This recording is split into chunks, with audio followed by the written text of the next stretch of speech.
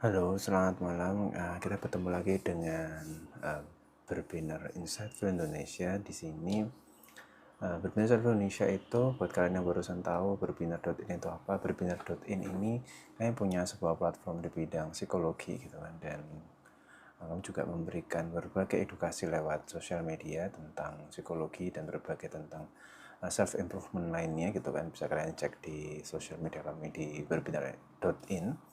Kami Berbina Server Indonesia, kami perusahaan di bidang psikologi dan kami memberikan berbagai layanan termasuk edukasi, kemudian layanan edukasi, layanan konsultasi, layanan konseling, termasuk tes psikologi tentunya yang kalian butuhkan di masyarakat gitu kan. Dan kami juga salah satu yang menghadirkan acara hari ini.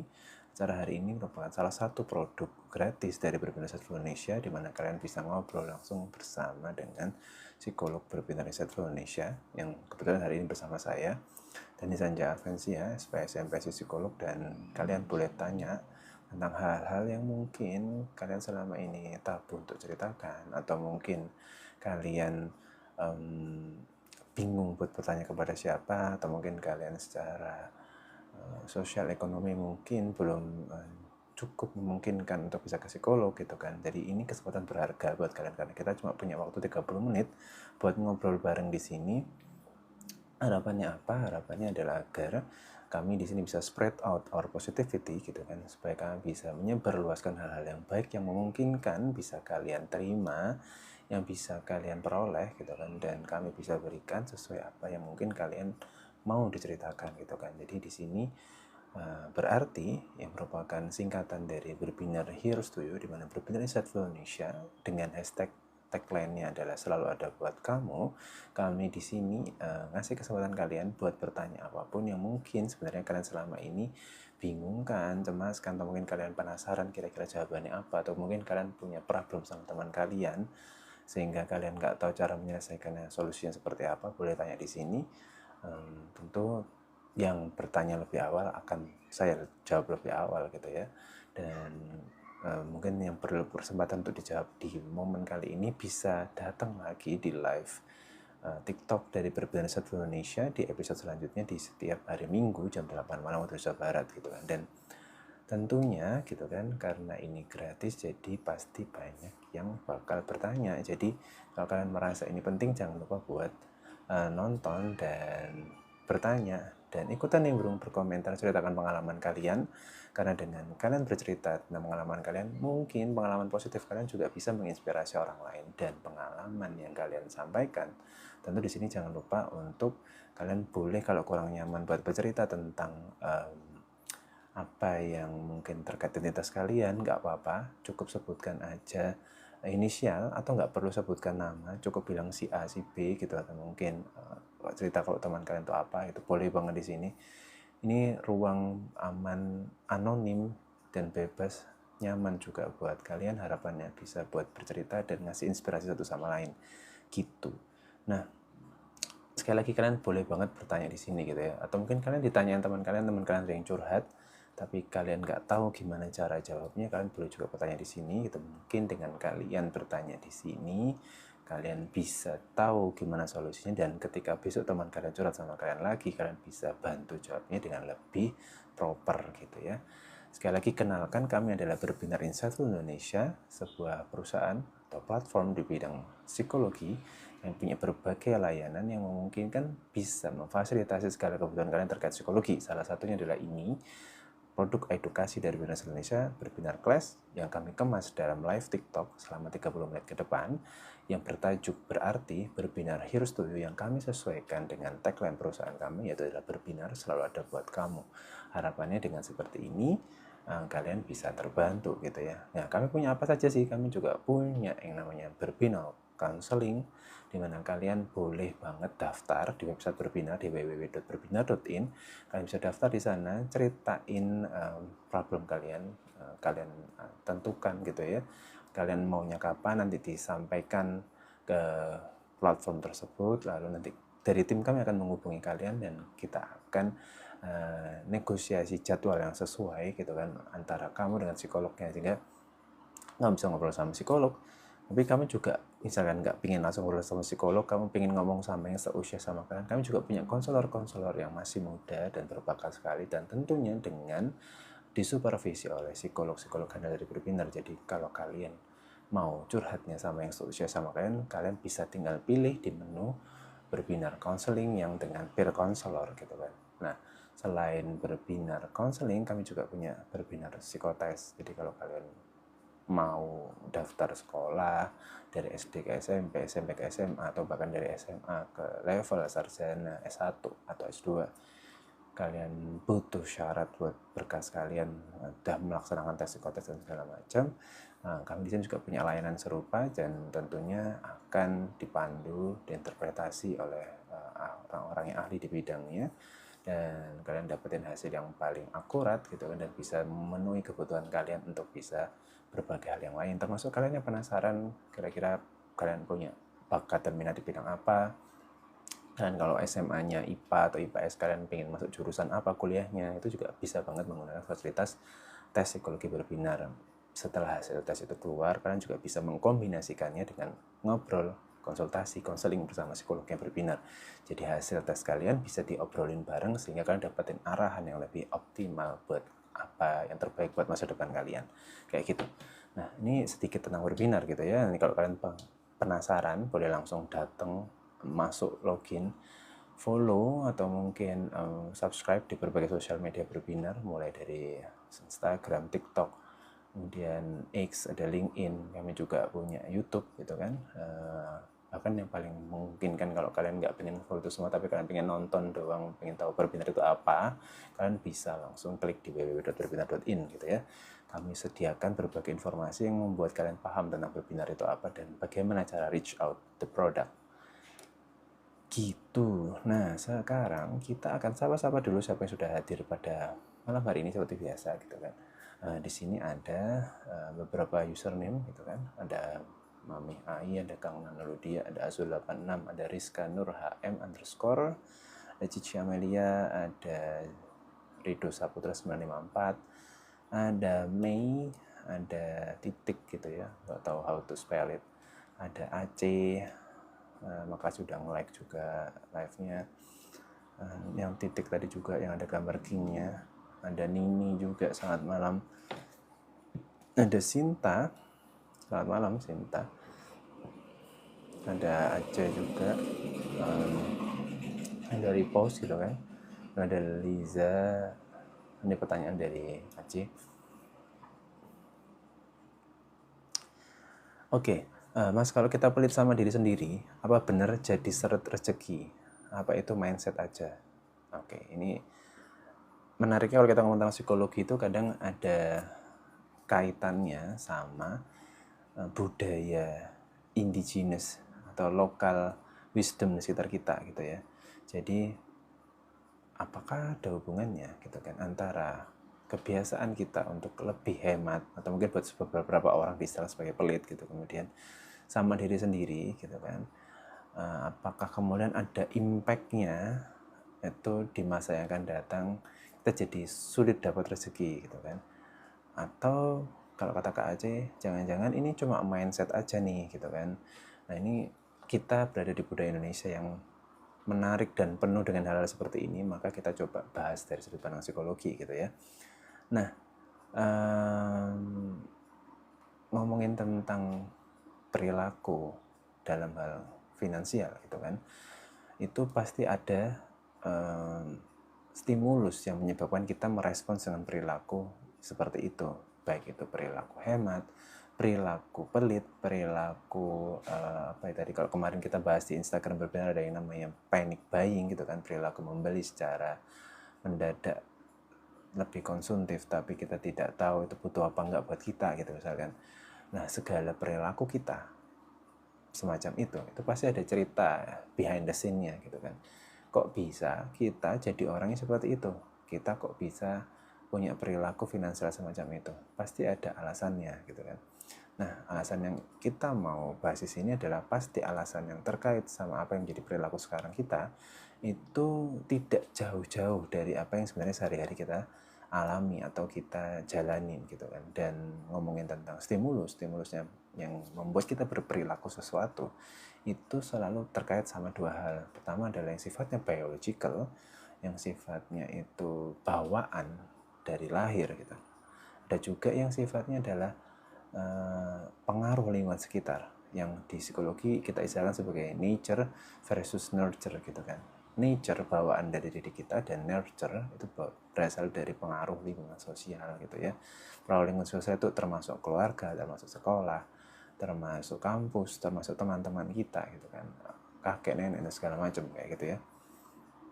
Dua hal itu yang akan berkolaborasi untuk membentuk perilaku kita saat ini gitu kan, termasuk kenapa kita jadi orang yang pelit mungkin, atau kita jadi lebih hemat, atau kita jadi tiba-tiba suka panik kalau beli sesuatu, kalau udah mau langka barangnya, atau mungkin kita FOMO gitu ya tentang sesuatu hal. Itu ada ceritanya dan selalu berkaitan sama yang namanya aspek nature dan aspek nurture gitu kan. Dan aspek nature itu ada hubungannya juga sama yang namanya bawaan itu bukan cuma apa yang ada dalam diri kita, tapi ya yang diturunkan ke diri kita, bersifat herediter. Jadi bisa jadi perilaku pelit ini ada pada diri orang tua kita gitu kan, entah ayah kita atau ibu kita atau combine both of them gitu ya. Nah, bisa jadi seperti itu. Jadi kita perlu cek juga, kenapa ya, jangan-jangan ini saya nggak tiba-tiba kayak gini, tapi ini adalah bentuk pendidikan dalam keluarga yang orang tua saya mungkin kayak gitu. Nah, itu coba kalian cek juga. Lalu bentar, kok tiba-tiba hilang ini pertanyaannya. Wait.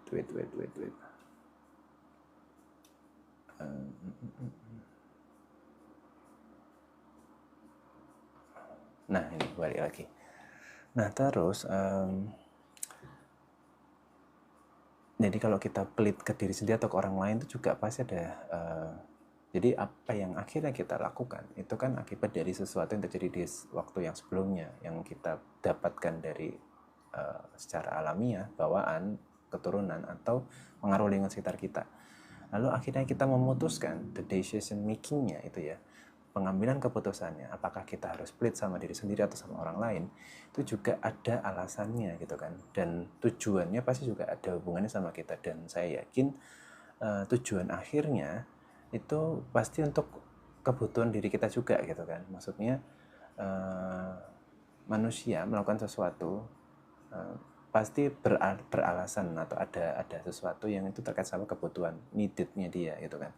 Nah, dengan dia berperilaku pelit, mungkin ada hal yang membuat dia terpuaskan. Entah itu dia jadi lebih bisa saving the money gitu kan, dia bisa simpan tabungannya, dia nggak perlu banyak keluar. Atau mungkin dengan seperti itu ada beberapa situasi di mana sebenarnya pelit itu untuk punish ourselves gitu kan, kalau diri sendiri ya. Kalau orang lain mungkin untuk punish others gitu ya, sehingga orang lain jadi lebih nggak ngawur belinya, atau kita jadi nggak lebih ngawur belinya, atau kita tahu kalau diri kita itu sebenarnya kalau tahu lihat ada barang baru dikit kita harus beli. Nah, akhirnya kita jadi beli sama diri kita sendiri supaya kita jadi lebih mengontrol diri kita, mengendalikan diri kita supaya nggak terlalu konsumtif gitu kan. Lalu sekarang kita ngebahas tentang aspek jangka panjangnya. Apakah benar dengan berperilaku seperti itu kemudian kita jadi sulit memperoleh rezeki gitu kan.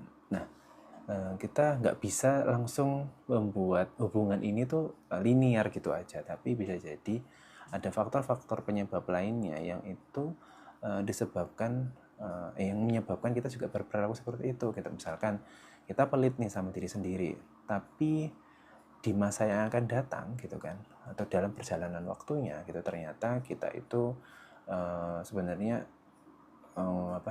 tidak, sudah kita itu pengeluarannya sedikit karena kita pelit gitu mungkin, tapi kita juga tidak pandai untuk menambah penghasilan atau pendapatan, sehingga akhirnya ya udah sumber pendapatan cuma satu atau dua itu aja. Jadi mungkin kita pelit tapi kita juga nggak bisa nambah pendapatan, akhirnya ya rezekinya segitu aja, konstan, stagnan gitu kan.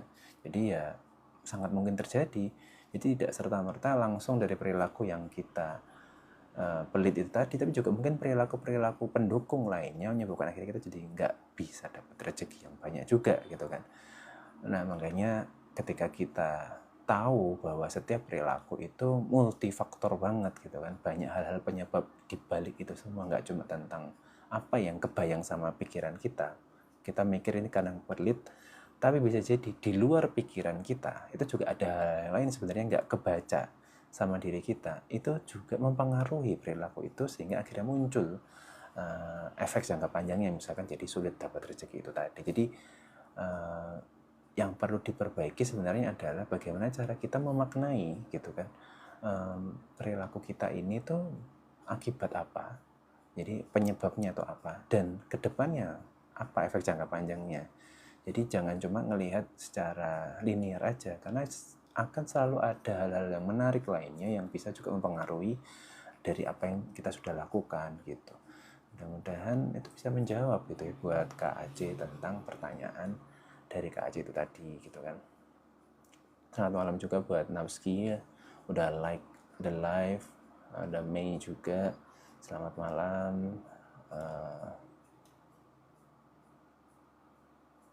Selamat malam juga buat, ini gambarnya semacam monster kecil gitu ya, saya nggak tahu, nggak ada kata-katanya. Selamat malam juga siapapun kamu yang ada di situ gitu ya, selamat malam.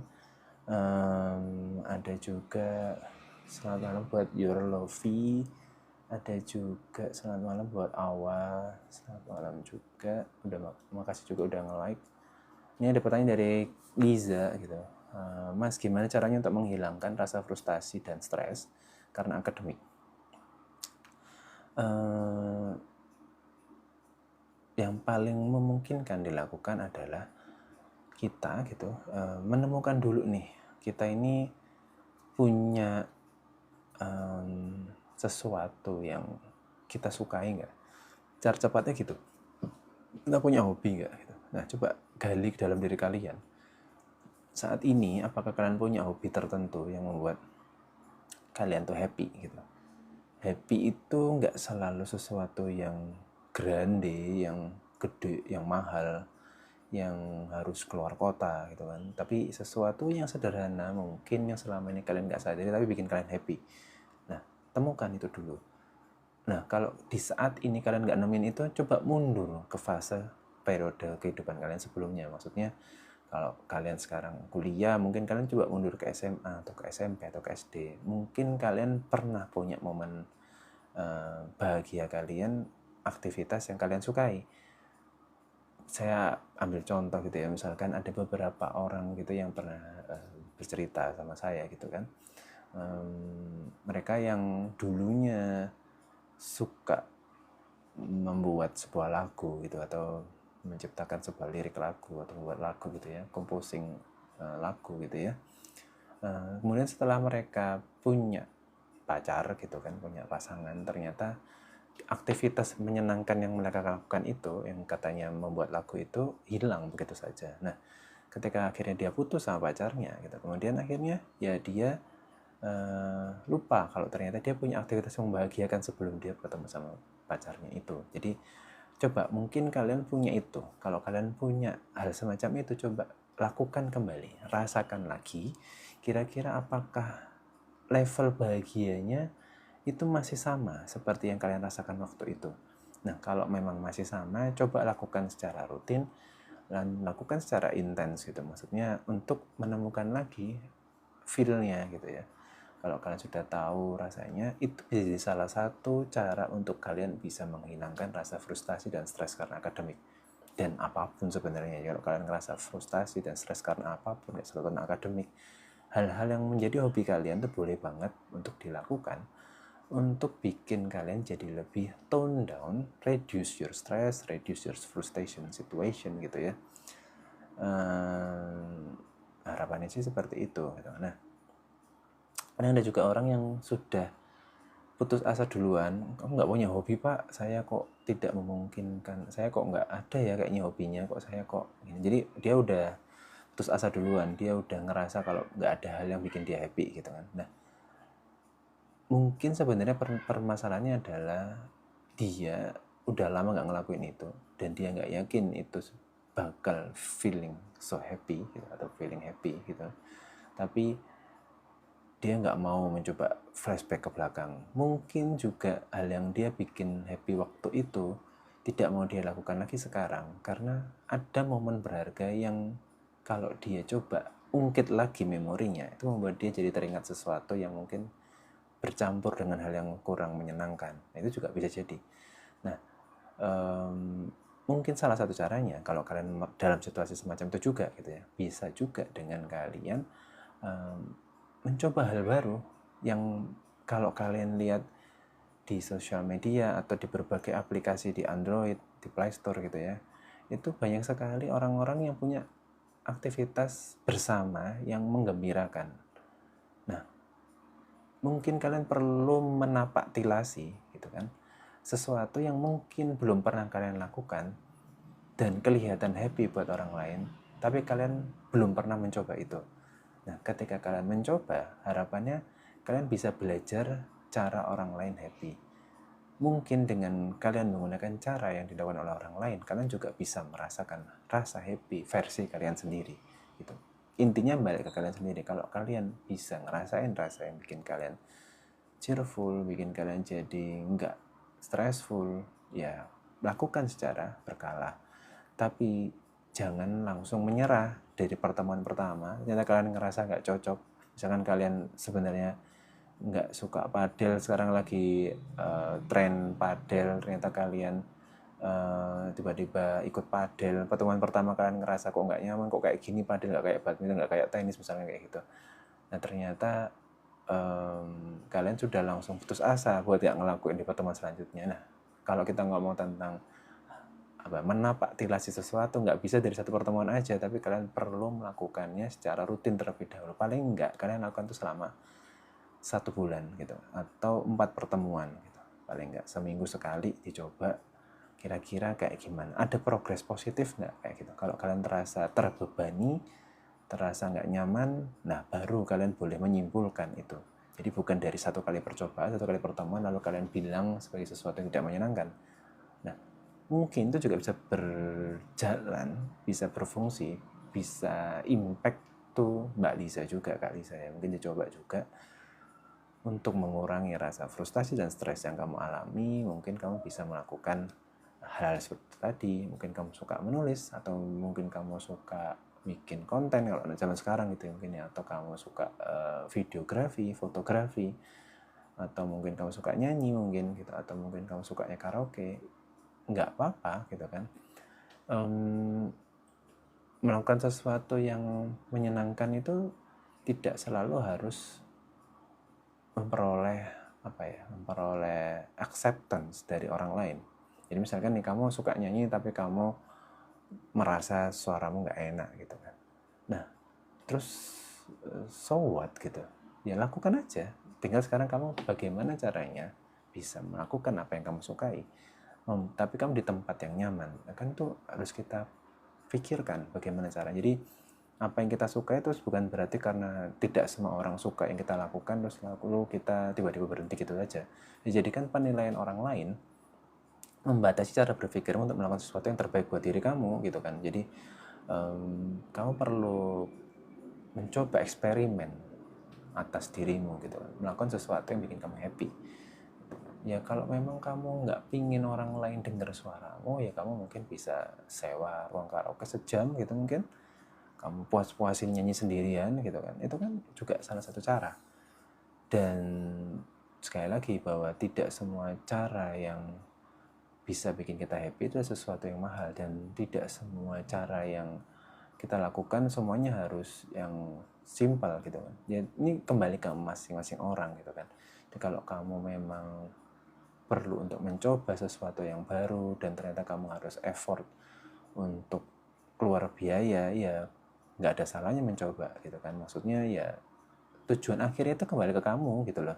Kamu jadi lebih happy, kamu jadi lebih feeling secure gitu kan. Jadi kamu punya cara, punya opsi-opsi gitu. Nah itu sih menurut saya, frustasi dan stres bisa diselesaikan dengan apa yang bikin kamu happy gitu. Lakukan sesuatu yang kamu suka, yang sudah kamu lakukan maupun yang belum pernah kamu lakukan. Mudah-mudahan bisa menjawab ya Kak Lisa. Selamat malam buat Aaron, Blue, Tama, Daniel, Gelap Terbit, Selamat malam juga buat Akmal, Bika, pada Bu Buti. Selamat malam juga buat Abdul Wahid Musya, ada God Koat, ada Bu Bunga Syah, Brian, Ating Carniti, N, Aceh, Apin. Ini ada pertanyaan terakhir ya, saya rasa ini pertanyaan terakhir karena kita udah 5 menit menjelang kita berakhir. Mas, gimana cara mengatasi relapse after grieving yang baik? Jangan lupa setiap kita mau menilai sesuatu baik atau buruk itu kita harus pakai sesuatu yang adil buat diri kita ya. Jadi kita mau bilang ini baik atau buruk itu tuh kadang kita nggak bisa pakai tolok ukur yang dilakukan banyak orang gitu ya. Kadang apa yang kita anggap baik itu belum tentu dianggap baik oleh orang lain. Kadang apa yang kita anggap baik juga belum tentu baik, karena mungkin bisa jadi kita kurang objektif dalam memahami kebaikan yang kita maksud gitu kan. Sehingga kita perlu orang lain untuk menambah, mensupport bahwa oh sebenarnya kita lakukan ini sebenarnya perlu diperbaiki nih gitu. Nah ini juga ya menyesuaikan gitu kan. Jadi kalau kamu mau tahu ini baik atau buruk, tentu kamu perlu ada opsi-opsi gitu ya. Dan tidak selalu apa yang katanya orang baik itu adalah baik, dan tidak selalu apa yang kita katakan baik juga baik gitu. Jadi kita harus seimbang, kita harus check and recheck, kita harus riset, kita harus berani buat melakukan hal-hal yang kita selama ini nggak lakukan untuk kita memvalidasi ini benar, baik atau salah gitu. Itu dulu kata kuncinya ya, baik dan buruk. Lalu kita masuk ke kata kunci selanjutnya tentang relapse after grieving gitu kan. Nah, berduka itu maknanya luas gitu ya. Bisa tentang sesuatu, ya tergantung objeknya gitu ya. Berduka karena kita kehilangan seseorang yang kita sayangi. Kehilangan pun juga maknanya luas. Ada yang kita ditinggal meninggal gitu kan, atau mungkin kita juga putus sama pasangan kita, pacar kita, atau kalian mungkin yang sudah berumah tangga kemudian kalian bercerai mungkin gitu ya. Berduka itu sangat beraneka ragam bentuknya gitu ya, tergantung bagaimana cara kita memaknai dan konteks apa yang mau kita libatkan dalam konsep grieving itu sendiri gitu ya. Lalu ternyata gitu kan kita sudah melewati fase ini sekian hari atau sekian bulan atau sekian tahun bahkan, dan kita merasa jadi lebih bisa adaptif gitu. Saya bilang lebih adaptif, bukan bisa lebih baik atau lebih tenang gitu ya. Nah kemudian selisih beberapa hari kemudian ternyata muncul lagi nih rasa bersalahnya gitu kan, rasa berdukanya, rasa kecewanya, rasa sedihnya, rasa kesalnya, rasa marahnya gitu kan. Setelah sekian lama, yang awal yang kita berpikir ini sudah lewat fasenya, sudah selesai, ternyata ada sesuatu yang memicu, dan stimulus itu membuat kita jadi teringat dan kita relapse gitu. Kita bangkit lagi rasa kecewa, marah, sedih, menyesal dan segala macam gitu kan. Nah, lalu bagaimana gitu ya cara mengatasinya? Yang pasti itu gini nih,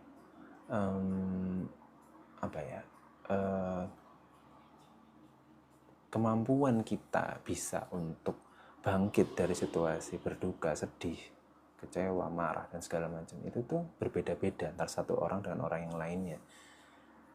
Jadi somehow kita nggak bisa menggunakan tolok ukur orang lain untuk diri kita. Kita juga nggak bisa bilang ke teman kita, ini loh dia bisa bangkit setelah 5 bulan, kamu kok nggak bisa? Juga nggak bisa gitu nih. It's not fair enough gitu kan. Jadi kalau ngomong tentang psikologi, every individual has their own specific matter gitu ya. Jadi kita nggak bisa samakan satu orang satu sama lain gitu kan. Jadi itu dulu, pahami dulu konsep tersebut gitu ya, bahwa kalau kamu relapse, kamu juga nggak boleh menyalahkan dirimu gitu ya.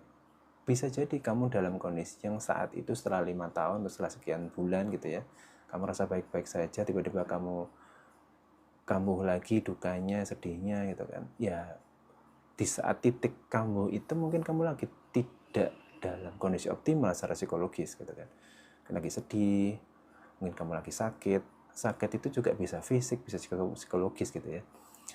Mungkin kamu lagi nggak enak badan gitu kan, sehingga akhirnya energi dalam dirimu untuk mengelola psikologisme juga akhirnya tidak optimal gitu kan. Nah, kalau sudah tidak optimal, ya wajar kamu menjadi relapse gitu kan.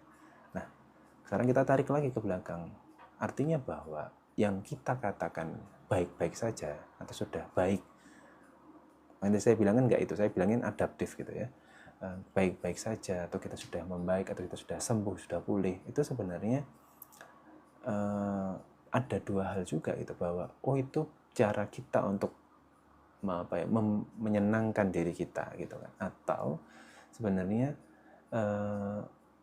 ya kita belum selesai masalahnya, tapi memang kita nggak ketemu pemicunya lagi buat kita relapse gitu kan. Nah, berarti kan kita perlu untuk benar-benar selesaiin dulu permasalahan ini.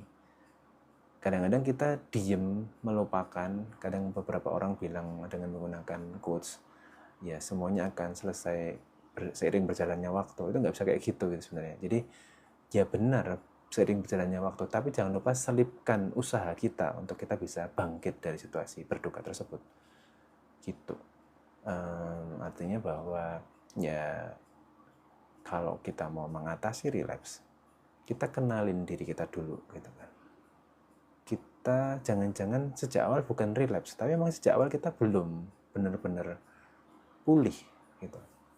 Nah, itu yang harus kamu ketahui dulu. Kira-kira saya ini sudah pulih apa memang saya relapse gitu.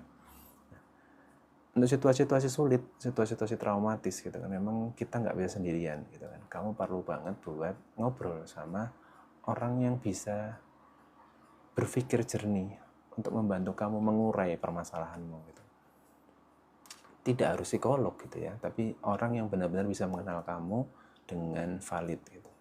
Kalaupun kamu butuh psikolog, itu juga tidak apa-apa jadi salah satu opsi gitu kan. Karena mungkin psikolog itu bukan opsi instan gitu kan, tapi mungkin teman itu jadi opsi instan, sahabat jadi opsi instan. Jadi kamu bisa kapanpun telepon, kamu bisa kapanpun minta ketemuan. Tapi kalau psikolog memang perlu menjadwalin dulu gitu kan, perlu kamu mungkin relapse-nya tengah malam tapi psikolognya tutup gitu kan, jadi kamu baru bisa besoknya gitu kan. Ya itulah kenapa gitu kan, penting sekali kita punya lingkungan sosial yang suportif, yang paling memungkinkan bisa membantu kita mengurai masalah kita dalam situasi relapse ataupun situasi berduka. Itu adalah keberadaan lingkungan suportif. Itu satu kunci terlebih dahulu ya, karena kita terbatas banget waktunya. Nanti bisa dibahas lagi sama Mbak yang namanya Titik itu tadi, untuk dibahas di episode selanjutnya. Sambil saya sapa-sapa sebelum saya tutup gitu ya edisi kali ini. Terima kasih banget, acara hari ini sangat suportif dan konstruktif gitu ya. Harapan saya sih ini jadi manfaat buat teman-teman semuanya, karena sekali lagi tujuan dari acara ini adalah kita bisa menginspirasi satu sama lain ya, dari pertanyaan kalian, dari pengalaman kalian, dari komentar kalian dari acara ini, di komentar di bawah-bawah dari live TikToknya Pribadi Selful Indonesia. Itu adalah satu, yaitu adalah bisa encouraging others gitu ya. Jadi bisa inspirasiin satu orang sama lain gitu. Jadi bukan buat ngegunjingin, bukan buat nambahin masalah orang lain, tapi kita ingin menginspirasi orang lain gitu ya. Semoga ini bermanfaat. Jadi kalau kalian ngerasa ini bermanfaat, jangan lupa buat repost, like, komen, dan ramein acara ini di episode-episode selanjutnya gitu ya. Selamat malam juga buat Aziz Yu, selamat malam juga buat Bertio, Kal. Ada komen dari Kak Aci, terlalu pelit nggak baik, panik buying pun nggak baik ya Mas. Yap, betul. Selamat malam buat Junika 04. Terima kasih kembali buat Titik, aku nggak tahu namanya siapa. Selamat malam, selamat kenal. Selamat malam buat Nona Manis, Nova Harlena. Selamat malam juga untuk Rejala _day, ada Viral Wibawa, ada ya A-nya 3, ada Rani, ada Kaizen Naka, ada Haja Ari, selamat malam juga. Ada Eja, ada Pal, ada Sunflower, ada Arum Senja, selamat malam. Ada Dian Pali, ada Lestari DY, Ada juga BDZ, selamat malam. Ada da Ida, selamat malam buat Dik Dik Junior. Ada juga, ya, terima kasih kembali buat Kak Liza. Ada Avatar, selamat malam. Ada juga Akis, selamat malam juga. Kode at the end.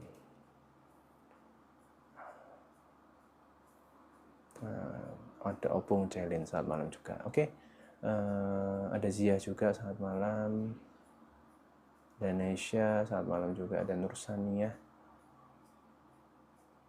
Oke, selamat malam buat kalian semua yang belum saya sebutkan satu persatu. Mungkin tadi sudah datang, tapi saya nggak sempat buat sapa. Selamat malam juga buat kalian semua yang udah komentar. Ada Kak Liza, ada Kak Aca, ada Kak Titik.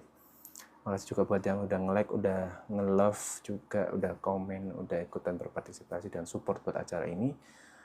Semoga acara ini bermanfaat, nggak cuma buat kalian yang terjawab soalnya, tapi juga buat kalian yang punya problem serupa, tapi juga mungkin bisa terinspirasi dengan jawaban dari saya tadi dan obrolan kita semua dari sini.